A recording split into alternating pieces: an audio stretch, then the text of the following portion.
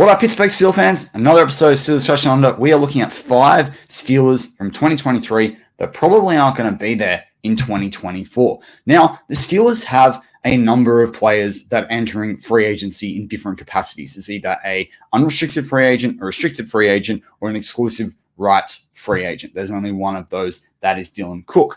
Now, there's 18 players on this list. Guys like Levi Wallace, Montrevious Adams, Marcus Golden, Quan Alexander, Mason Rudolph, even all guys that have Michael Walker, another player, Christian Kuntz, Marky D's favorite player, who I do some shows with on the channel. But these are guys that have all contributed, and there's other blokes on this list as well. But these are guys that have contributed to the Steelers pretty heavily over the last year. Sometimes it's 2 years with some of these players. They were key acquisitions. Now the Steelers may bring back 10 of these guys. They may bring back 8 of these guys. They may bring back 6. They may bring back all 18. I highly doubt it. Or they may bring back none at all.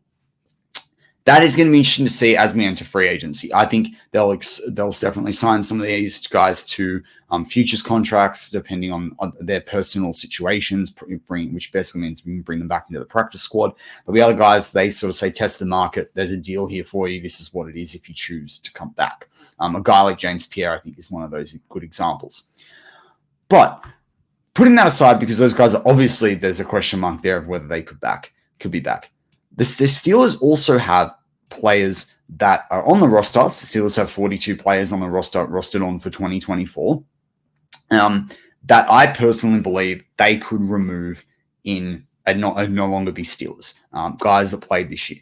And these guys, now, Okorafor is one that's come out in the last couple of days. Some media said that he basically said he didn't want to come back to Pittsburgh. Other media are saying, had he known he wouldn't be a starter, he wouldn't have re-signed that deal. I think that's a load of codswallop or crap or whatever other word you want to use out there. And that's absolutely not true in terms of the fact that I don't think he would have got that money that the Steelers gave him and in the way they did it up front. So I tend to disagree with it. I can understand where he's coming from, but at the same time, mate, that the Steelers were the only, if very one of few teams that were coming knocking on your door.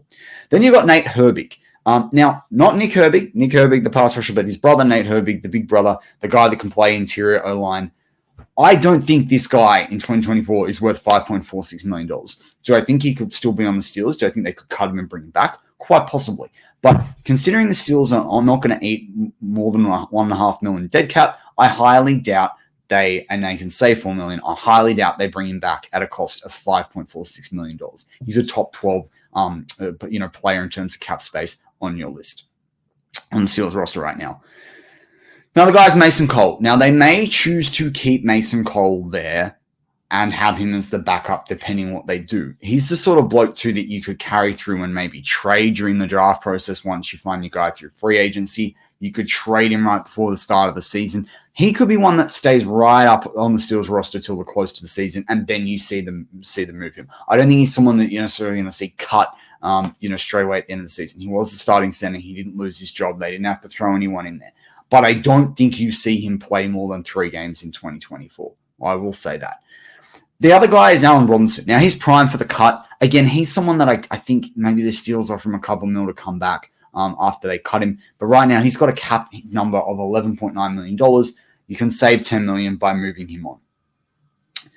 The sort of 5th, 6th player on my list is Deontay Johnson. Now, Deontay kind of changed the narrative toward the end of the season. I think you need him, particularly if you're going to go out and get another young quarterback, particularly if you're thinking about losing Mason Rudolph.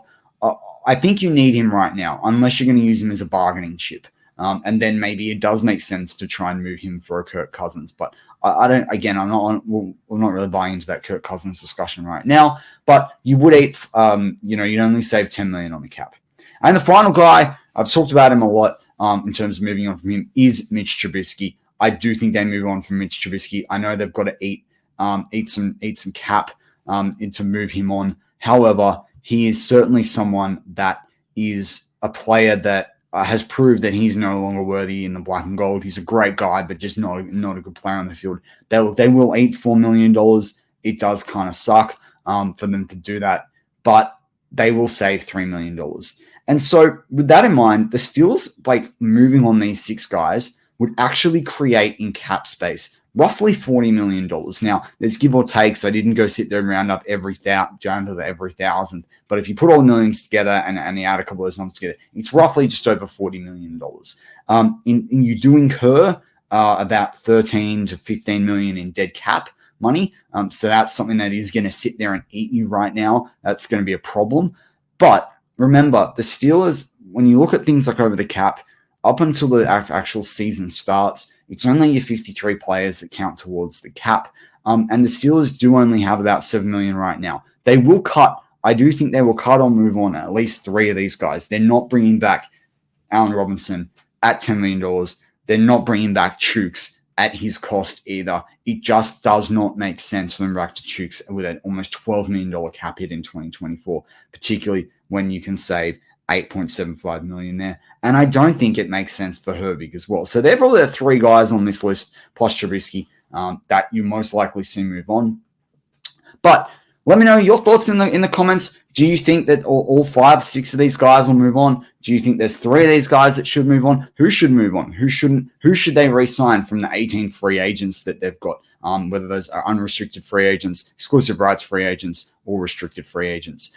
But can you hear all your thoughts as the Steelers now look to rebuild or retool as they go in to season 2024? As always, go Steelers.